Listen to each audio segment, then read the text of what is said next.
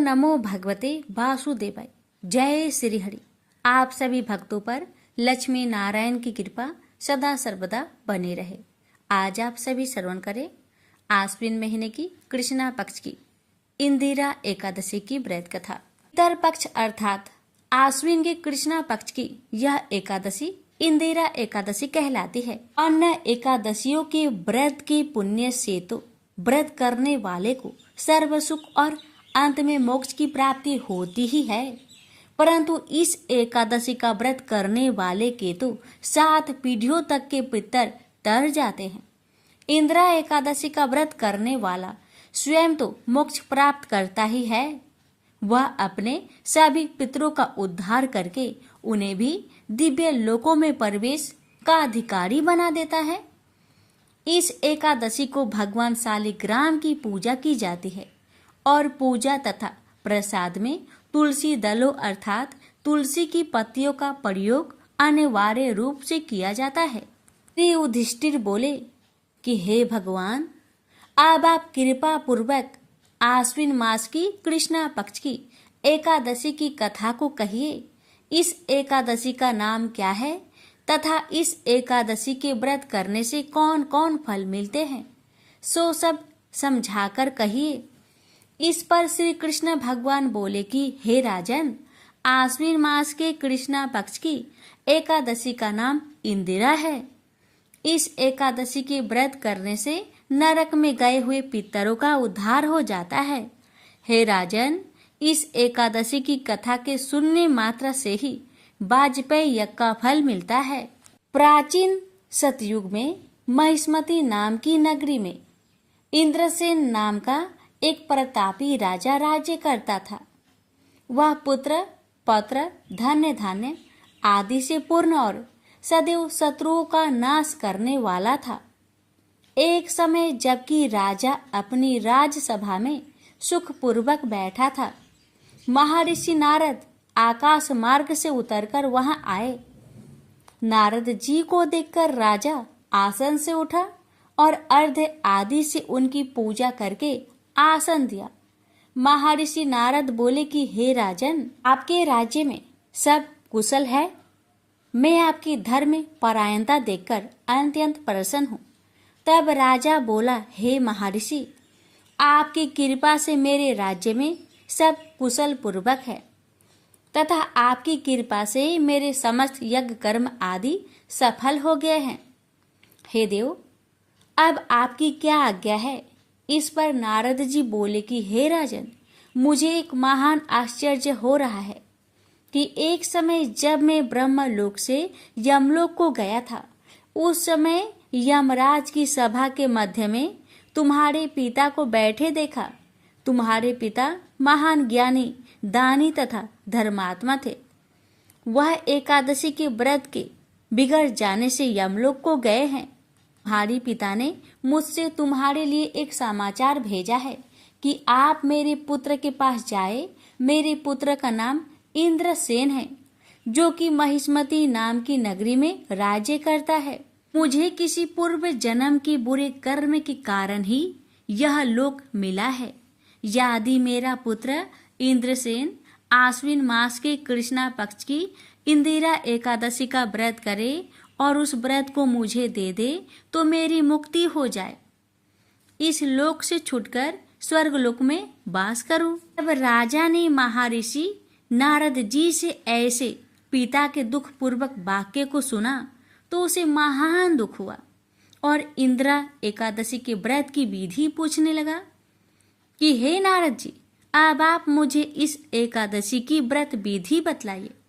इस पर नारद जी बोले कि हे राजन, आश्विन मास की कृष्णा पक्ष की 10वीं के दिन प्रातःकाल श्रद्धा सहित स्नान करना चाहिए। इसके पश्चात दोपहर को भी स्नान करना चाहिए। उस समय जल से निकलकर श्रद्धा पूर्वक पितरों का श्राद्ध करे और उस दिन एक समय भोजन करे और रात्रि को पृथ्वी पर शयन करे। इसके दूसरे दिन अर्थात एकादशी के दिन प्रातःकाल दातुन करे और स्नान करे। उसके पश्चात भक्ति पूर्वक व्रत को धारण करे और कहना चाहिए कि मैं आज निराहार रहूंगा और समस्त भोगों को त्याग दूंगा, इसके पश्चात कल भोजन करूंगा। हे भगवान, आप मेरी रक्षा करने वाले हैं, आप मेरे व्रत को निभाइए। इस प्रकार आचरण करके दोपहर को शालिग्राम जी की मूर्ति को स्थापित करे और उत्तम ब्राह्मण को बुलाकर भोजन करवाए और दक्षिणा दे। भोजन में से कुछ हिस्से को गौ को दे और विष्णु भगवान की धूप दीप नैवेद्य आदि से पूजा करे और रात्रि को जागरण करे।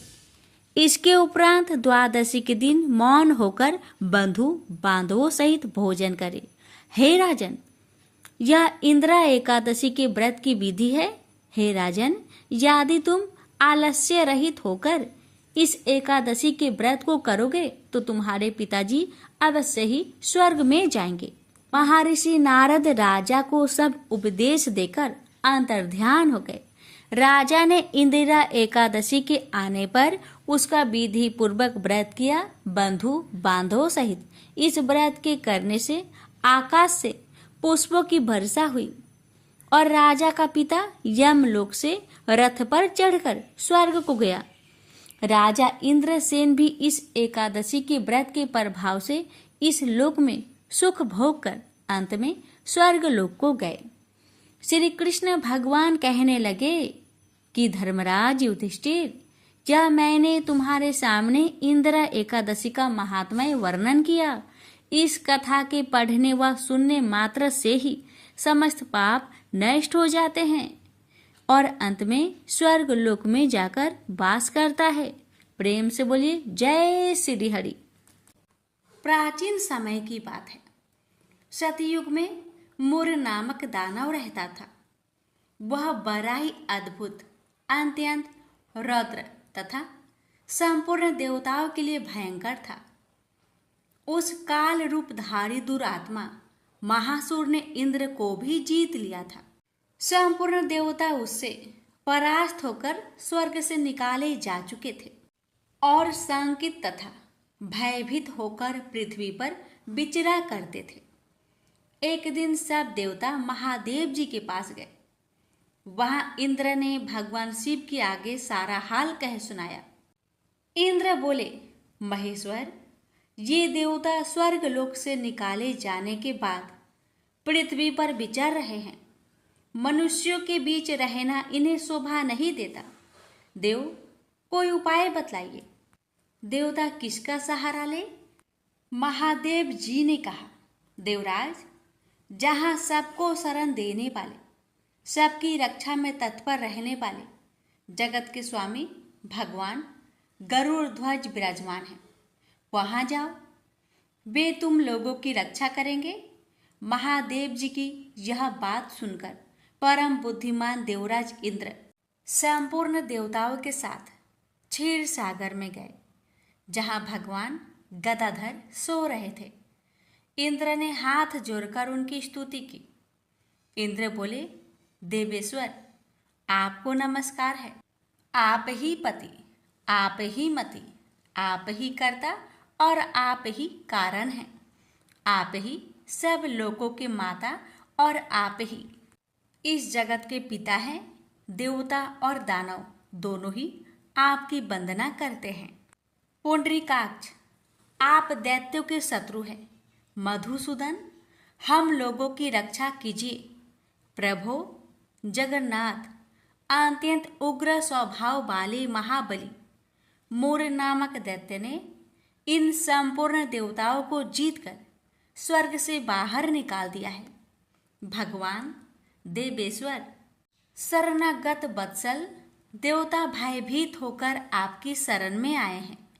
दानवों का विनाश करने वाले कमल नयन भक्त वत्सल देवेश्वर जनार्दन, हमारी रक्षा कीजिए, रक्षा कीजिए।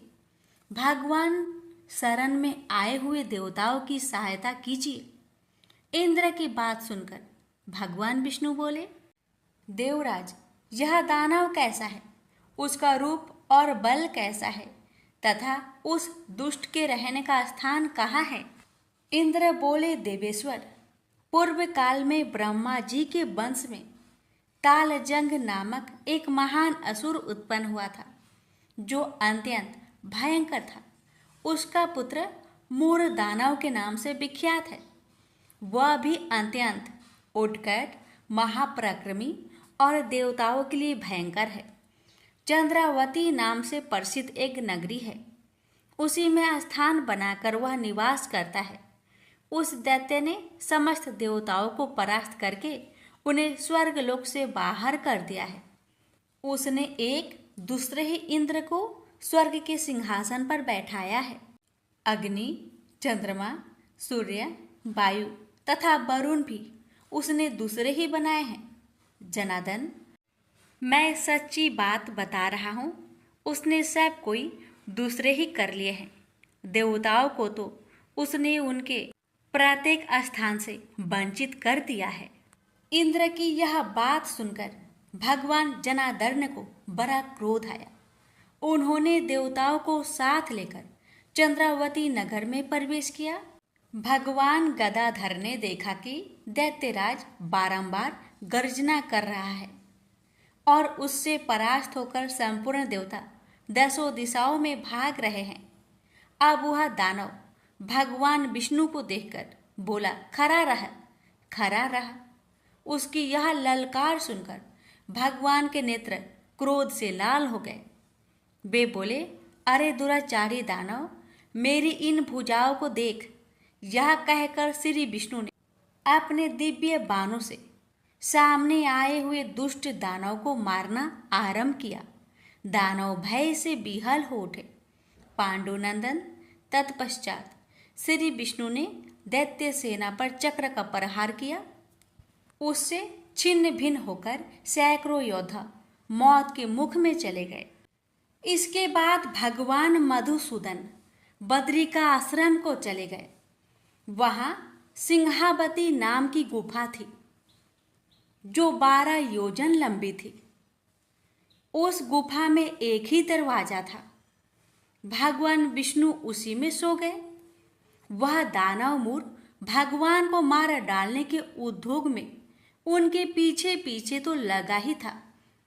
अतः उसने भी उसी गुफा में प्रवेश किया।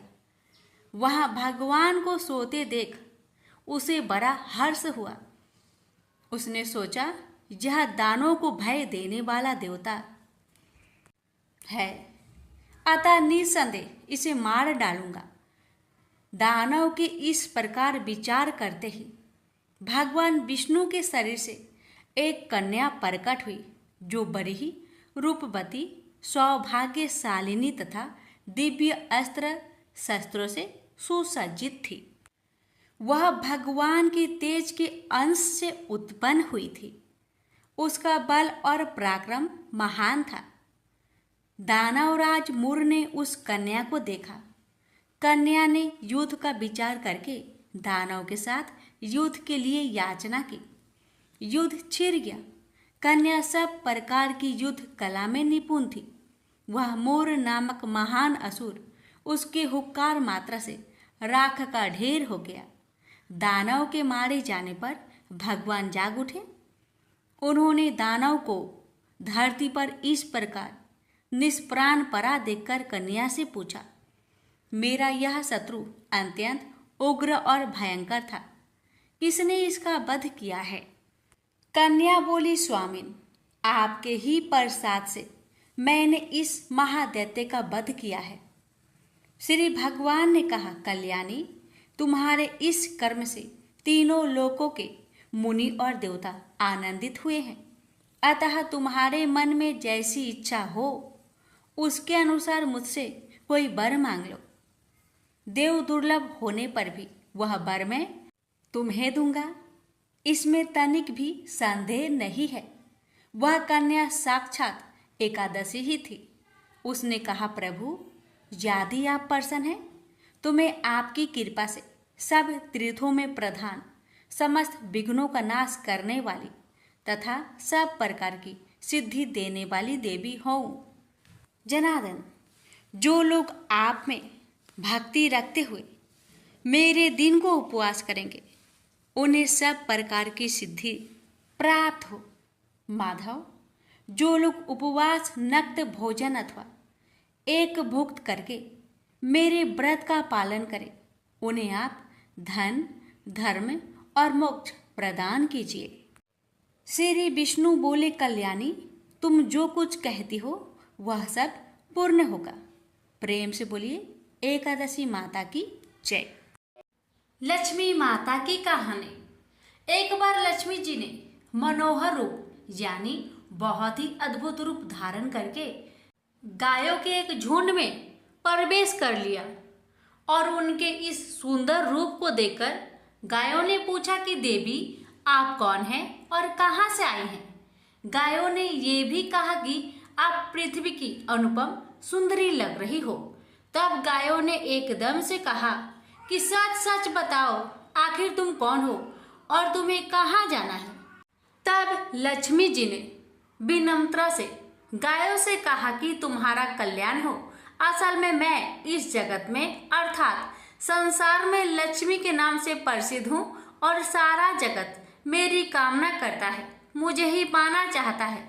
मैंने दैत्यों को छोड़ दिया था और इसलिए वे सदा के लिए नष्ट हो गए।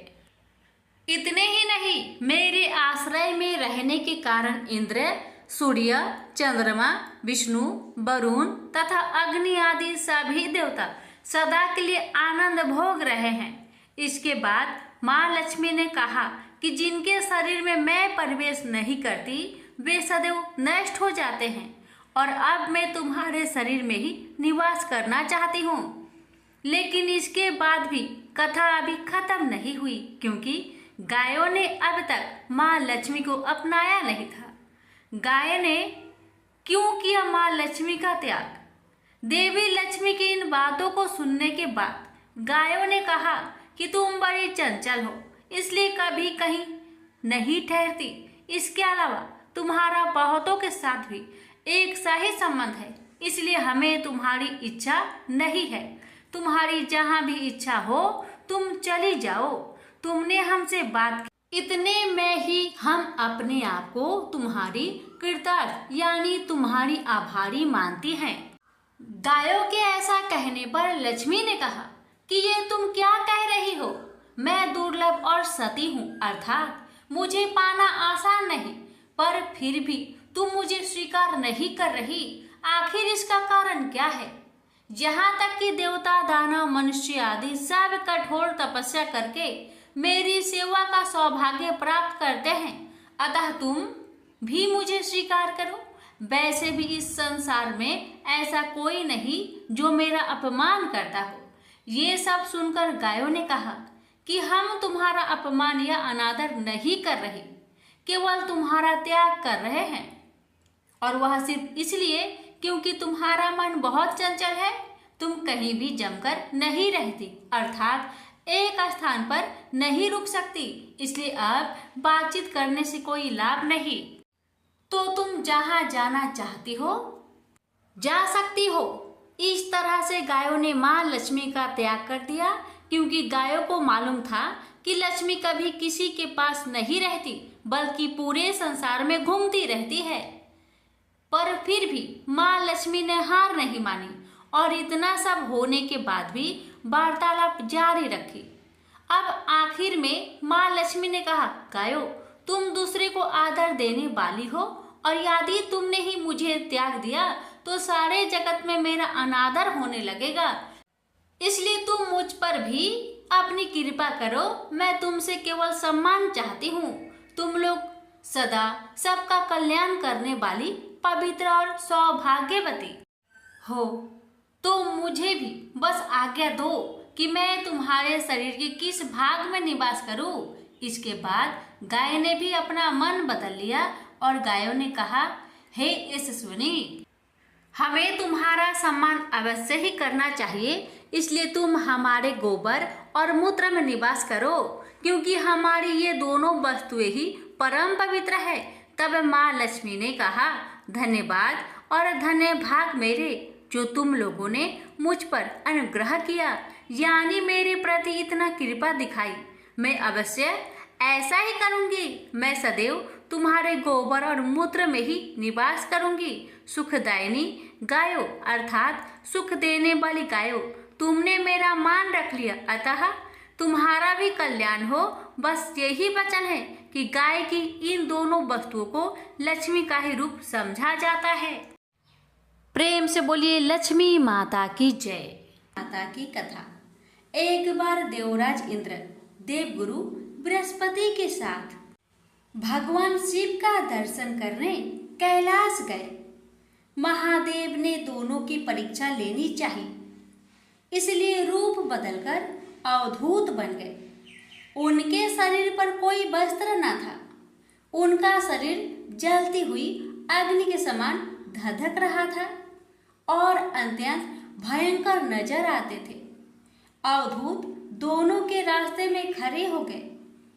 इंद्र ने एक विचित्र पुरुष को रास्ते में खड़े देखा तो चौंके। इंद्र को देवराज होने पर गर्व घेरने लगा। उन्होंने उस भयंकर पुरुष से पूछा, तुम कौन हो? भगवान शिव अभी कैलाश पर विराज रहे हैं या कहीं भ्रमण पर है? मैं उनके दर्शन के लिए आया हूँ। इंद्र ने कई प्रश्न किए, लेकिन वह पुरुष योगियों के समान मौन ही रहे। इंद्र को लगा कि एक साधारण प्राणी उनका अपमान कर रहा है। उनके मन में देवराज होने का अहंकार उपजा, जो क्रोध में बदल गया। इंद्र ने कहा, मेरे बराबर अनुरोध करने पर भी तू कुछ नहीं बोलकर मेरा अपमान कर रहा है। मैं तुझे अभी दंड देता हूँ। ऐसा कहकर इंद्र ने वज्र उठा लिया। भगवान शिव ने वज्र को उसी समय स्तंभित यानी जड़ कर दिया। इंद्र की बाह अकड़ गई। भगवान अवधूत क्रोध से लाल हो गए। बृहस्पति उनके चेहरे पर आई क्रोध की ज्वाला को देखकर समझ गए कि ऐसा प्रचंड स्वरूप महादेव के अतिरिक्त किसी का नहीं हो सकता। बृहस्पति शिव स्तुति गाने लगे। उन्होंने इंद्र को भी महादेव के चरणों में लेटा दिया और बोले, प्रभु, इंद्र आपके चरणों में पड़े हैं, आपके शरणागत है। आपके ललाट से प्रकट अग्नि इन्हें जलाने को बढ़ रही है। हम शरणागतों की रक्षा करें। बृहस्पति ने विनती की, प्रभु, भक्तों पर आपकी सदा कृपा बरसती है। आप भक्त वत्सल और सर्वसम्मत है। आप इस तेज को कहीं और स्थान दे दीजिए ताकि इंद्र के प्राणों की रक्षा हो। भगवान रुद्र ने कहा, बृहस्पति, मैं तुम पर बहुत प्रसन्न हूँ। इंद्र को जीवन दान देने के कारण तुम्हारा एक नाम जीव भी होगा। मेरे तीसरे नेत्र से प्रकट इस अग्नि का ताप देवता सहन नहीं कर सकते, इसलिए मैं इसको बहुत दूर छोड़ूंगा। महादेव ने उस तेज को हाथ में धारण कर समुद्र में फेंक दिया। वहां फेंके जाते ही भगवान शिव का वह तेज तत्काल एक बालक के रूप में परिवर्तित हो गया। सिंधु से उद्भव होने के कारण उसका नाम सिंधु पुत्र जलंधर प्रसिद्ध हुआ। जलंधर जिसका नाम शंखचूड़ भी हुआ, शिव के तेज से उत्पन्न हुआ था। इस कारण परम शक्तियों से संपन्न था। वह देवों से भी ज्यादा शक्तिवान था। वह उस तेज से पैदा हुआ था जो इंद्र को समाप्त करने वाला था। इसलिए असुरों ने उसे अपना राजा बनाया। अवधूत रूप में यह लीला करने के बाद महादेव अंतर्ध्यान हो गए। इंद्र के गर्व का भंजन भी हुआ। भगवान के दर्शन भी हो गए। तुलसी से जुड़ी एक कथा बहुत प्रचलित है। श्रीमद् देवी भागवत पुराण में इनके अवतरण की दिव्य लीला कथा भी बनाई गई है। एक बार शिव ने अपने तेज को समुद्र में फेंक दिया था। उससे एक महातेजस्वी बालक ने जन्म लिया। यह बालक आगे चलकर जालंधर के नाम से पराक्रमी दैत्य राजा बना। इसकी राजधानी का नाम जालंधर नगरी था। दैत्यराज काल नेमि की कन्या वृंदा का विवाह जालंधर से हुआ। जालंधर महाराक्षस था। अपनी सत्ता के मद में चूर उसने माता लक्ष्मी को पाने की कामना से युद्ध किया, परंतु समुद्र से ही उत्पन्न होने के कारण माता लक्ष्मी ने उसे अपने भाई के रूप में स्वीकार किया। वहां से पराजित होकर वह देवी पार्वती को पाने की लालसा से कैलाश पर्वत पर गया। भगवान देवाधिदेव शिव का ही रूप धरकर माता पार्वती के समीप गया, परंतु मां ने अपने योग बल से उसे तुरंत पहचान लिया तथा वहां से अंतर ध्यान हो गई। देवी पार्वती ने क्रोध होकर सारा वृत्तांत भगवान विष्णु को सुनाया। जालंधर की पत्नी वृंदा अत्यंत पतिव्रता स्त्री थी। उसी के पतिव्रत धर्म की शक्ति से जालंधर ना तो मारा जाता था और ना ही पराजित होता था। इसलिए जालंधर का नाश करने के लिए वृंदा के पतिव्रत धर्म को भंग करना बहुत जरूरी था। इसी कारण भगवान विष्णु ऋषि का भेष धारण कर वन में जा पहुंचे, जहां वृंदा अकेली भ्रमण कर रही थी। भगवान के साथ दो मायावी राक्षस भी थे, जिन्हें देखकर वृंदा भयभीत हो गई। ऋषि ने वृंदा के सामने पल में दोनों को भस्म कर दिया। उनकी शक्ति देखकर वृंदा ने कैलाश पर्वत पर महादेव के साथ युद्ध कर रहे अपने पति जालंधर के बारे में पूछा। ऋषि ने अपनी माया जाल से दो बानर प्रकट किए। एक बानर के हाथ में जालंधर का सिर था तथा दूसरे के हाथ में धर। अपने पति की यह दशा देखकर वृंदा मूर्छित होकर गिर पड़ी। होश में आने पर उन्होंने ऋषि रूपी भगवान विष्णु से विनती की कि वह उसके पति को जीवित करे। भगवान ने अपनी माया से पुनः जालंधर का सिर धड़ से जोड़ दिया, परंतु स्वयं भी वह उसी शरीर में प्रवेश कर गए। वृंदा को इस छल का जरा आभास न हुआ। जालंधर बने भगवान के साथ वृंदा पतिव्रता का व्यवहार करने लगी, जिससे उसका अस्तित्व भंग हो गया। ऐसे होते ही वृंदा का पति जालंधर युद्ध में हार गया। इस सारी लीला का जब वृंदा को पता चला तो उसने क्रोध होकर भगवान विष्णु को शीला होने का श्राप दे दिया तथा स्वयं सती हो गई। जहाँ वृंदा भस्म हुई वहाँ तुलसी का पौधा उगा। भगवान विष्णु ने वृंदा से कहा, हे वृंदा, तुम अपने अस्तित्व के कारण मुझे लक्ष्मी से भी अधिक प्रिय हो गई हो। अब तुम तुलसी के रूप में सदा मेरे साथ रहोगी। जो मनुष्य भी मेरे शालिग्राम रूप के साथ तुलसी का विवाह करेगा उसे इस लोक और परलोक में विपुल यश प्राप्त होगा। जिस घर में तुलसी होती है वहाँ यम के दूत भी असमय नहीं जा सकते। गंगा व नर्मदा के जल में स्नान तथा तुलसी का पूजन बराबर माना जाता है।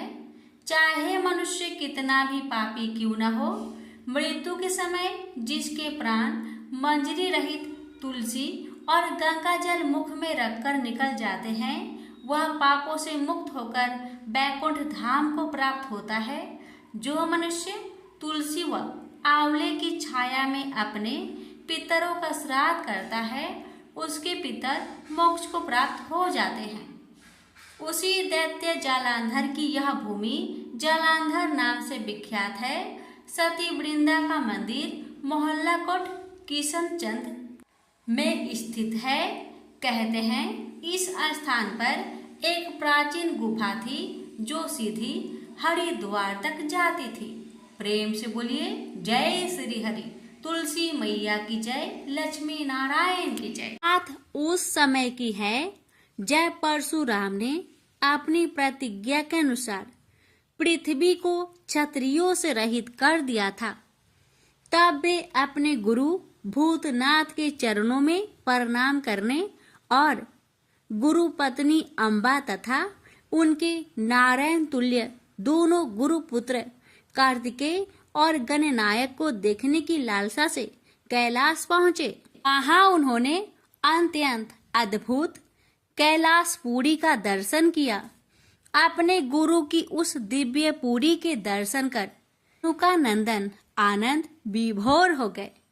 फिर उन्होंने शिव का 15 योजन ऊंचा और 4 योजन विस्तृत अत्यंत सुंदर आश्रम देखा। परशुराम वहां सबसे मिले और उन्होंने सबसे बात की।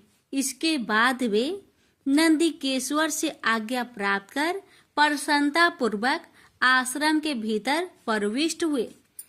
कुछ ही आगे जाने पर महातपस्वी परशुराम ने बहुमूल्य रत्नों से निर्मित सैकड़ों मंदिर देखे।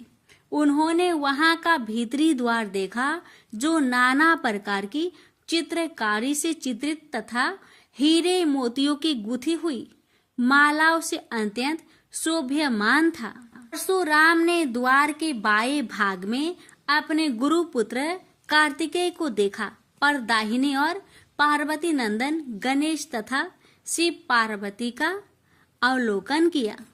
वे वहां रत्न भरण भूषित बहुमूल्य रत्नों से बने सिंहासनों पर आसीन थे। परशुराम सबसे मिलते और प्रेम पूर्वक बात करते हुए प्रसन्नचित चित्त से आगे बढ़े ही थे कि गणेश ने उन्हें देखकर कहा, शूलपाणी इस समय शयन कर रहे हैं। मैं उन परम प्रभु की आज्ञा प्राप्त कर तत्काल तुम्हें साथ ले चलूंगा। बस इतनी देर रुक जाओ। परशुराम ने गणेश के सम्मुख खड़े खड़े उत्तर दिया, बंधुवर, मैं अपने गुरु शिव व माता पार्वती के दर्शन करना चाहता हूँ। मैं उनके चरणों में प्रणाम कर अभी लौट जाऊंगा। गणेश ने उन्हें अनेक प्रकार से समझाते हुए कहा, इस समय भूतेश्वर शिव एवं माता पार्वती अंतःपुर में है, अतः अभी आपको वहां नहीं जाना चाहिए। परम गुरुदेव शिव एवं माता पार्वती के चरण कमलों के दर्शन करने का मेरा सहज अधिकार है। परशुराम अपने आग्रह पर दृढ़ थे, किंतु गणेश उन्हें अत्यंत विनय पूर्वक समझाते रहे। मैं तो परम पिता शिव एवं माता पार्वती के दर्शनार्थ जाऊंगा ही। यह कहकर परशुराम आगे बढ़ना ही चाहते थे कि गणेश ने उन्हें रोक दिया।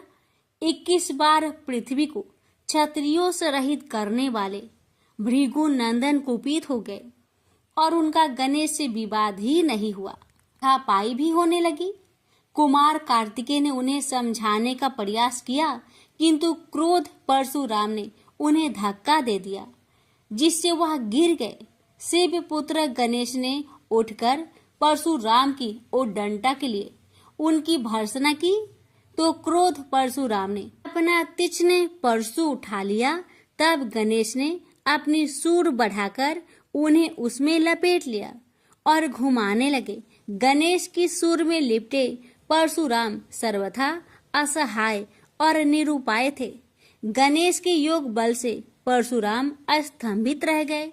गणेश ने परशुराम को सप्तद्वीप, सप्त पर्वत, सप्त सागर, भूलोक, स्वर्गलोक, जनलोक, ध्रुवलोक, गौरीलोक और शंभुलोक में घुमाते हुए समुद्र में फेंक दिया।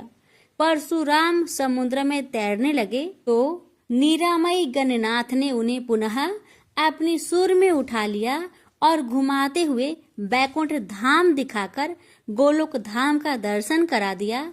वहां परशुराम ने मंद मंद मुस्कुराते हुए बंसी विभूषित नव नीरद श्री कृष्ण के साथ रासवेड़ी राधा का दर्शन किया। तो वे बार बार उनके मंगलमयी चरण कमलों में प्रणाम करने लगे। कुछ देर बाद परशुराम सचेत होकर पृथ्वी पर गिर पड़े। इस समय उनका प्रतिवादी मुख स्तंभ गणेश जी द्वारा किया हुआ स्तंभन भी दूर हो गया। तब उन्होंने अपने अभीष्ट देवता श्री कृष्ण के जगत गुरु शिव द्वारा प्रदत्त परम दुर्लभ स्रोत एवं कवच का स्मरण किया और संपूर्ण शक्ति से सूर्य की प्रभा के तुल्य तीक्ष्णतम अपने परशु से गौरी नंदन पर प्रहार कर दिया। गणेश ने अपने परम पूज्य पिता के अमोघ अस्त्र का सम्मान करने के लिए उसे अपने बाएं दांत से पकड़ लिया। शिव शक्ति के प्रभाव से वह तेजस्वी परशु गणेश के बाएं दांत को समूल काट कर पुनः रेणु का पुत्र परशुराम के हाथ में लौट आया। गणेश का दांत टूटते ही भयानक गर्जना हुई और रक्त का फवारा फूट पड़ा। मुंह से निकलकर रक्त से सना दांत भूतल पर गिर पड़ा। उस समय धरित्री कांप उठी। यह दृश्य कार्तिकेय, क्षेत्रपाल आदि पार्षद तथा शून्य में देवगण अत्यंत भयभीत होकर हाय हाय करने लगे। कैलाशवासी डर से मूर्छित हो गए। निंद्रापति सुधत्मा शिव की निंद्रा भंग हुई। बेटा यह क्या हुआ? दौड़ी हुई पार्वती आई तो उन्होंने अपने पुत्र गणेश के टूटे दांत तथा रक्त से सने हुए मुंह को देखा और देखा कि उनके हृदय खंड गणेश क्रोध शून्य परम शांत लज्जा से सिर झुकाए खड़े हैं। अत्यंत व्याकुल होकर उन्होंने स्कंद से पूछा, क्या बात है? यह कैसे हुआ? स्कंद द्वारा संपूर्ण वृत्तांत सुनकर पार्वती अत्यंत क्रोध हुई और अपने प्रिय पुत्र गणेश जी को सीने से लगाकर रोती हुई शिव से बोली, मेरे पुत्र गणेश और आपके शिष्य परशुराम में किसका दोष है? आप ही निर्णय करें। फिर माता पार्वती ने अपने सम्मुख परशुराम को शिव के प्रमोदक द्वारा चरण कमलों की निर्भयता पूर्वक सेवा करते हुए देखकर कहा, हे महाभाग राम, तुम योगियों के गुरु देवाधिदेव महादेव के शिष्य हो। तुम शुद्ध मन वाले हो। तुम्हारी अशुद्धता का कारण मेरी समझ में नहीं आ रहा। तुमने करुणामय गुरु से अमोघ परशु प्राप्त कर पहले तो उसकी क्षत्रिय जाति पर परीक्षा की और अब गुरु पुत्र पर परीक्षा की है। श्रुति गुरु दक्षिणा देने का निर्देश करती है और तुमने अत्यंत निर्दयता पूर्वक गुरु पुत्र का समूल एक दांत ही नष्ट कर दिया। अब इसका सिर भी काट डालो। चरमता का अमोघ परशु प्राप्त कर ले तो क्षुद्र श्रृंगाल भी वनराज को मार सकता है। इतना कहकर क्रोध से भगवती पार्वती परशुराम को मारने के लिए प्रस्तुत हो गई। भय बस परशुराम ने मन ही मन करुणा सागर गुरु को प्रणाम कर अपने इष्ट देव गोलोकनाथ श्री कृष्ण का स्मरण किया। तभी पार्वती ने अपने सम्मुख एक बौने ब्राह्मण बालक को देखा। उस पर तेजस्वी ब्राह्मण बालक को देखकर आतुरता से भगवान शंकर ने भक्ति पूर्वक मस्तक झुकाकर प्रणाम किया। उसके बाद माता पार्वती ने भी उसे प्रणाम किया। परम तेजस्वी ब्राह्मण बालक ने शिव एवं पार्वती को शुभ आशीर्वाद प्रदान किया। यह दृश्य देखकर कैलाशवासी बालक बालिकाएं भयभीत एवं चकित हो गए। फिर भगवान शंकर ने उनका पूजन किया। वे वामन भगवान रत्न सिंहासन पर विराजमान थे। उनका उत्कृष्ट तेज सर्वत्र फैल रहा था। भगवान शंकर ने मधुर शब्दों में कहा, आज मेरा परम सौभाग्य है जो आपने कृपा पूर्वक मेरे यहाँ पधार कर मुझे सेवा का अवसर प्रदान किया है। सुतोष शिव की मधुर वाणी से प्रसन्न होकर ब्राह्मण बाल रूपी स्वयं श्री हरि ने गंभीर स्वर में कहा, आप लोग की वर्तमान स्थिति जानकर मैं श्वेत दीप से आ रहा हूँ। मेरे भक्तों का कभी अमंगल नहीं होता। मेरा सहस्त्रसार उनके रक्षार्थ प्रतिक्षण प्रस्तुत रहता है, किंतु गुरु के रुष्ट होने पर मैं विवश हो जाता हूँ। गुरु की अवहेलना बलवती होती है। विद्या और मंत्र प्रदान करने वाला गुरु अभिष्ट देव से 100 गुना श्रेष्ठ है। गुरु से बढ़कर कोई देवता नहीं है, पार्वती से बढ़कर कोई पतिव्रता नहीं है, तथा गणेश से उत्तम कोई जितेंद्रिय नहीं है। भृगु नंदन ने गुरु पत्नी एवं गुरु पुत्र की अवहेलना कर दी है। उसी का मार्जन करने के लिए मैं यहाँ उपस्थित हुआ हूँ। श्री हरि ने भगवान शंकर के बाद भगवती पार्वती से कहा, तुम जग जननी हो, तुम्हारे लिए गणेश, कार्तिकेय और परशुराम भी पुत्र तुल्य है। इन परशुराम ने स्नेह के प्रति शिव और तुम्हारे मन में भेद नहीं है। आता एवं जो उचित समझो करो। देव बड़ा प्रबल होता है। बालकों का यह विवाद तो देव दोष से ही घटित हुआ है। तुम्हारे इस प्रिय पुत्र का एक दंत नाम वेदों में प्रसिद्ध है। फिर श्री हरि ने परशुराम से कहा, राम, तुमने क्रोधवश शिवा पुत्र गणेश का दांत तोड़कर अनुचित किया है। इस कारण तुम निश्चय ही अपराधी हो। ये सर्वशक्ति स्वरूपा पार्वती प्रकृति से परे और निर्गुण है। श्री कृष्ण भी इन्हीं की शक्ति से शक्तिशाली हुए हैं। ये समस्त देवताओं की जननी है। तुम इनकी स्तुति कर इन्हें संतुष्ट करो। इतना कहकर श्री हरि बैकुंठ के लिए प्रस्थान कर गए। परशुराम ने भी स्नान कर शुद्ध वस्त्र धारण कर लिए। वह हाथ जोड़कर गुरुदेव के चरणों में प्रणाम कर सिर झुकाए जगजननी गौरी का स्तवन करने लगे। भक्तवर परशुराम के संपूर्ण अंग पुलकित थे और उनके नेत्र से अश्रु प्रवाहित हो रहे थे। इस प्रकार करुण प्रार्थना करते हुए अंत में परशुराम ने कहा, जगजननी, रक्षा करो, मेरे अपराध को क्षमा कर दो। भला कहीं बच्चे के अपराध करने से माता कुपित होती है। यह कहकर परशुराम ने माता पार्वती के चरणों में प्रणाम कर अत्यंत दुखी होकर रोने लगे। परशुराम की करुण प्रार्थना से करुणामयी पार्वती का हृदय द्रवित हो गया। उन्होंने प्रीति पूर्वक परशुराम को अभय दान देते हुए कहा, बेटा, अब शांत हो जाओ। आशुतोष के अनुग्रह से तुम्हारी सर्वत्र विजय हो। सर्वतरात्मा श्री हरि तुम पर सदा प्रसन्न रहे। गुरुदेव शिव में तुम्हारी भक्ति सुदृढ़ रहे। तुम अमर हो जाओ। इसी प्रकार दयामयी पार्वती ने परशुराम को आशीर्वाद दिया और वे अपने अंतपुर में चली गई। उस समय वहां श्री भगवान के मंगल नाम का उच्च घोष होने लगा। फिर परशुराम ने एक दंत गणेश का स्तवन किया और गंधे, पुष्प, धूप, दीप एवं तुलसी रहित नैवेद्य आदि से लंबोदर की प्रीति पूर्वक पूजा की। परशुराम ने भक्ति भाव से भाई गणेश को संतुष्ट कर माता पार्वती एवं कृपा सिंधु त्रिलोचन के चरणों में प्रणाम किया।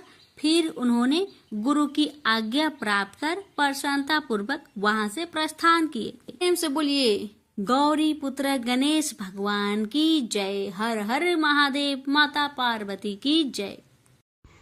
लापसी तपसी की कथा।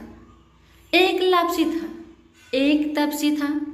तपसी हमेशा भगवान की तपस्या में लीन रहता था। लापसी रोजाना 1.25 सेर की लापसी बनाकर भगवान का भोग लगाकर जीम लेता था। एक दिन दोनों लड़ने लगे।